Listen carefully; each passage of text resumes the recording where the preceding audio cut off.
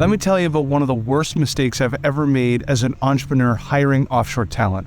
Now, I talk about what we'll call level 1, crew members, level 2, officers, and level 3, captains. And one of the biggest mistakes you can make is mistaken somebody you think you're hiring to become a captain one day, a level 3, when in fact they're a level 1 crew member. Let me define.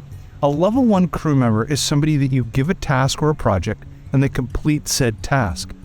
Unfortunately, what they're doing is executing playbooks that you give them. They don't create new playbooks. They don't create new initiatives. They're executors of existing programs.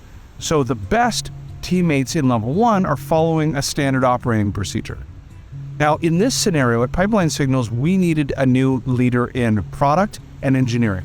And we found somebody that we thought was a level 3. A level 3 is somebody that is better, faster, cheaper, smarter than yourself as a partner and owner of a firm. They can do everything that you can and more. They can create new initiatives. They can start new departments from scratch.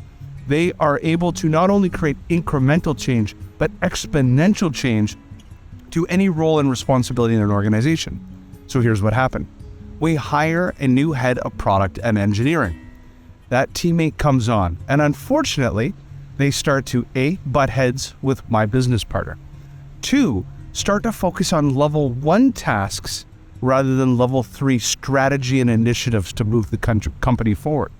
And when it does come time for strategy, we get a sense that they're incapable of building out strategy and then executing against that strategy, the people that they need, the process, the technology to become successful. And so they become laser focused on what we'll call, Franklin Covey would call pebbles. So non-important things instead of the big rocks that are going to move the department.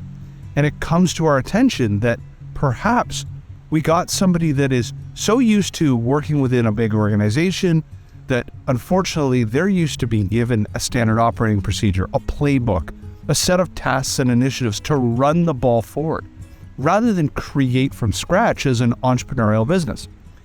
This ends up wasting nearly 6 months of time between hiring that talent, onboarding them, failing, removing that talent, bringing on a new product head and a new engineering head. That costs us half a year. And so as part of your strategy of hiring, I always believe you really should be focusing on level 1 and level 2 talent first. We tried to jump the shark. We tried to actually go from level 1 to level 3 immediately as a startup. We should have, as partners and owners of the firm, stayed ourselves as the level 3 talent. Number 2 is really do a better job of vetting. We didn't. We jumped. We rushed. We didn't do our due diligence to recognize and test this teammate. Can they create new initiatives, new ideas, better, faster than us as partners of the firm? Do not spin your wheels. Do not spin cycles. Focus on mastering level 1 and 2 talent first. So level 1 talent, take an initiative and execute against said initiative. Level 2, take a department or a job function and make incremental changes. Basically run a team. They're not creating exponential growth or exponential change. They're making incremental change.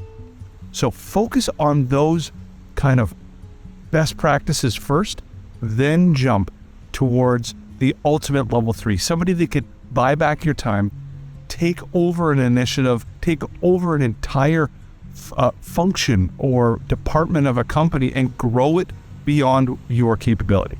I hope that this helps.